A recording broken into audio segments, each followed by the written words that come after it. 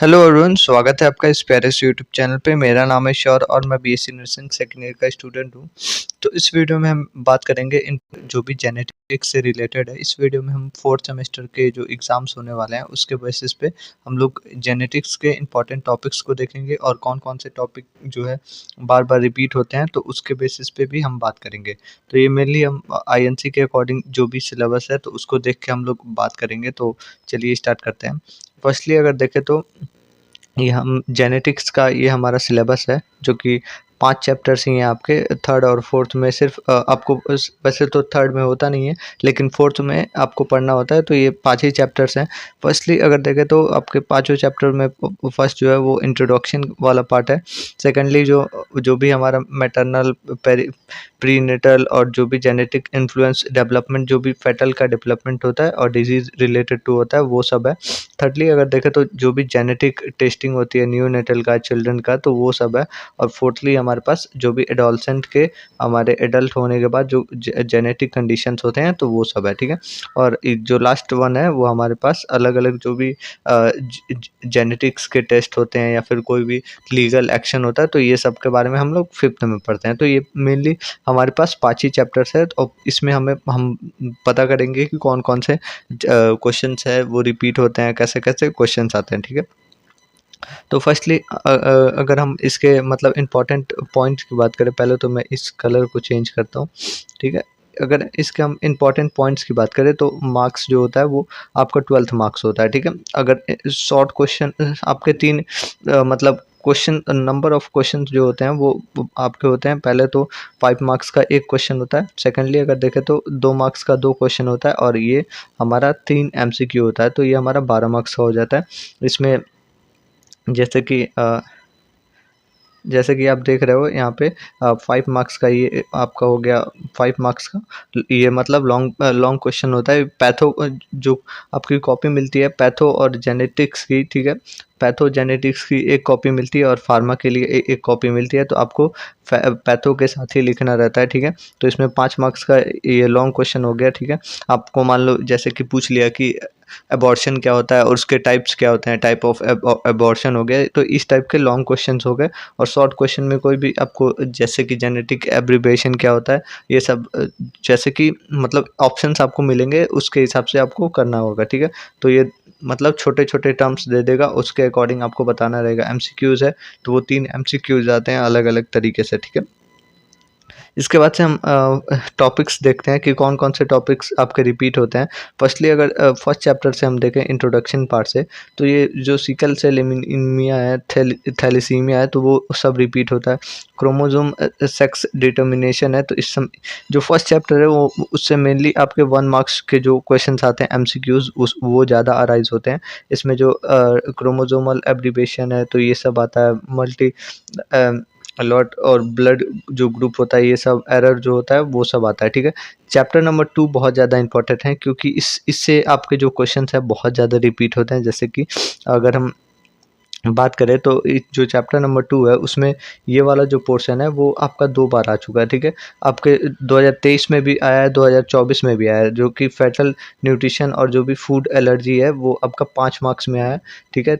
इसको मतलब 2 पार्ट्स में डिवाइड किया हुआ था, तो उसको आप जैसे कि पहले कुछ और दिया हुआ था, उसके बाद में मतलब ये एडिशनल था तो इसको करना था, ठीक है। इसके बाद से ये जो है प्रीनेटल टेस्ट था, फिर डायग्नोसिस था, तो ये भी आपके 2 मार्क्स का था, ठीक है। कोई ना कोई साल में आया हुआ है। वैसे मेनली मैं ये जब सेमेस्टर वाइज जब चेंज हुआ है तो उसके अकॉर्डिंग बात कर रहा हूँ। स्पॉन्टेनियस अबॉर्शन आ रहा है, तो आप एक तो पहले इसका जो मेन आपका इम्पोर्टेंट टॉपिक है वो अबॉर्शन है। अबॉर्शन जो है वो मतलब मेनली इस टाइम आने के चांसेस हैं, ठीक है। अबॉर्शन हो गया और उसके टाइप्स हो गए, ठीक है। ये बहुत ज़्यादा इंपॉर्टेंट टॉपिक है, तो ये आप अच्छे से तैयार कर लेना। ये 5 मार्क्स में शायद आ जाए। इसके बाद से स्पॉन्टेनियस अबॉर्शन हो गया, फिर न्यूट्रल ट्यूब डिफ़िकल्टी, ये आपके 3-3 मार्क्स के मतलब 2 बार आ चुके हैं, 2 बार, ठीक है। 23 में भी 24 में भी जो भी हमारा जो फॉलिक एसिड और उसके वजह से जो रिस्क होती है तो ये सब आ चुका है, ठीक है। इन्वेसिव मेथड है तो ये भी आपके 2 मार्क्स में आ चुके हैं। इन्वेसिव और नॉन इन्वेसिव जो टेस्ट हैं तो ये सब आ चुके हैं। तो ये सब आपके बहुत ज़्यादा इंपॉर्टेंट टॉपिक्स हैं चैप्टर नंबर 2 से। फिर डाउन सिंड्रोम है, इनफर्टिलिटी है, तो ये सब भी आपके रिपीटेड हैं, तो ये सब आपको तैयार करना चाहिए। इसके साथ-साथ मैं बात करूँ तो चैप्टर नंबर 3 पे चलते हैं। चैप्टर नंबर 3 की बात करें तो इसमें मेनली स्क्रीनिंग की बात होती है और इसमें डिस्मॉर्फिज्म डिस्मॉर्फिज्म डाइस्मॉर्फिज्म है, फिर ये हमारा कंजेनाइटल एबनॉर्मलिटी है और ये जो भी डेवलपमेंट डिले है, तो ये सब आपके इंपॉर्टेंट टॉपिक्स हैं। वैसे इससे ज़्यादा क्वेश्चन नहीं आता है। जो मेन आपका जो चैप्टर है, चैप्टर नंबर 2 है और 1 है, ठीक है। 1 और 2 आपको अच्छे से तैयार करना है और 4 नंबर भी आपका बहुत इंपॉर्टेंट टॉपिक है, ठीक है। तो इसमें 4 नंबर को भी देखते हैं। 4th नंबर भी बहुत ज़्यादा इंपॉर्टेंट टॉपिक चैप्टर है, ठीक है। इसमें जो कैंसर जेनेटिक्स है तो उसके बारे में पूछता है। फैमिलियर जो भी कैंसर होता है, जैसे थैलेसीमिया हो गया, थैलेसीमिया आपका 2 बार रिपीटेड है। एक बार आपका 1 मार्क्स में आया था और ये एक बार 2 मार्क्स में आया था, ठीक है। ये हमारा जो हंटिंगटन डिजीज़ है तो ये भी मतलब आपका 2 मार्क्स में आ चुका है। फिर जेनेटिक क्रोमेटिसिस तो ये भी आपका 2 मार्क्स में आ चुका है, तो ये आपके बहुत ज़्यादा इंपॉर्टेंट। इसके बाद से ये हमारा जो ग्रुप है, ब्लड ग्रुप एलील है या फिर हेमेटोलॉजिकल डिसऑर्डर्स है, इससे भी आपके मतलब 3 मार्क्स के क्वेश्चन आए थे। जैसे कि आपको ये क्वेश्चन था 5 मार्क्स का, लेकिन इसमें जो है 5 मार्क्स में भी 2 मार्क्स और 3 मार्क्स में डिवाइडेड था, तो इस फॉर्म में आया था। देन हम लास्ट चैप्टर की बात करें तो लास्ट चैप्टर में एज सच कुछ मतलब इंपॉर्टेंट नहीं है, लेकिन आपको ये सब पढ़ना चाहिए, ठीक है।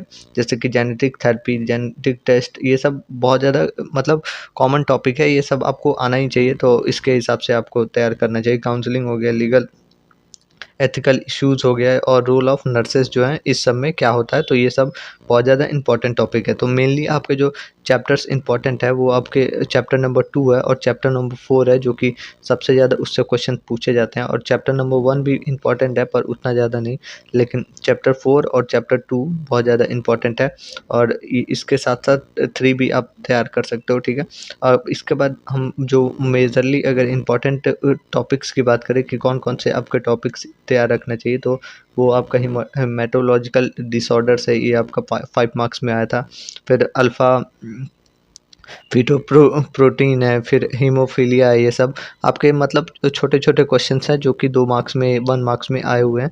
तो ये आप इनबॉर्न एरर मैकेनिज़्म है, तो ये सब आप बार-बार रिपीट होता है। तो ये आपके जो भी मतलब जेनेटिक्स के इम्पोर्टेंट टॉपिक्स थे वो मैंने बता दिए हैं। अगर आपको कोई भी अदर जो चैप्टर्स के देखने हैं तो वो भी देख सकते हो, जैसे कि पैथो के भी देख सकते हो, फार्मा के भी देख सकते हो, ठीक है। धीरे-धीरे सब लाएँगे और इसके साथ-साथ मैं इस पे मतलब कंप्लीट जो आपके 2023 और 2024 के पेपर्स हैं वो मैं कंप्लीट आपका इसमें डालने वाला हूँ, जिसमें हम फार्मा, पैथो और जेनेटिक्स जो भी है एमएसएन, तो सारे के सारे हम लोग इसमें पढ़ेंगे और देखेंगे कि किस टाइप के क्वेश्चंस आते हैं। तो सब्सक्राइब करना मत भूलना और लाइक करना वीडियो को अगर अच्छा लगा हो, ठीक है। तो मिलते हैं नेक्स्ट वीडियो में, ठीक है। Thank you.